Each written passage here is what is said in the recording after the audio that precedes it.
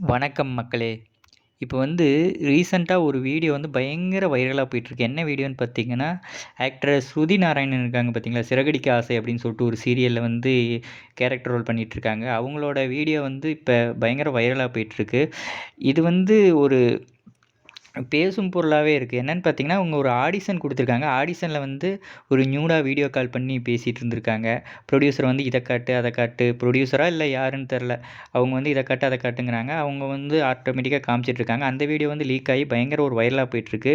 இது ஒரு பாவமான விஷயமா தான் தெரியுது. ஒரு சான்ஸ் குடுக்குறேன்னு சொல்லிட்டு, அந்த ஒரு ஆள் பண்றான் பார்த்தீங்களா, அத பத்தி யாரும் பேச மாட்டேங்கிறாங்க. இப்ப அந்த சான்ஸ்க்காக அந்த பொண்ணு பண்ணத தான் வச்சு செஞ்சுட்டு ஒரு மீம்ஸ் டெம்ப்ளேட் ஆகி விளையாண்ட்டு இருக்காங்க. என்ன இருந்தாலும் கேட்க வேண்டியதா இருந்தா அந்த புரொடியூசர தான் கேட்கணும். புரொடியூசரையோ, டைரக்டரோ இந்த மாரி காமிக்க சொன்னான் பார்த்தீங்களா, அப்படிங்கிறவன தான் காமிக்கணும். இந்த மாரி பண்ணா தான் சான்ஸ்ன்னு சொல்லிட்டு தமிழ் சினிமால இப்ப வரைக்கும் ஒரு மித்து இருந்துகிட்டே இருக்கு. ஒரு அட்ஜஸ்ட்மென்ட் பண்ணா தான் ஒரு சான்ஸு. அ நீ கழட்டி காமிச்சா தான் சான்ஸு அப்படிங்கிற மாரி ஒரு மித்து. அதனால தான் நெறையா ஃபீமேல்ஸ் இதுக்குள்ள சினிமா இண்டஸ்ட்ரிக்குள்ள வர்றக்கே பயப்படுறாங்க.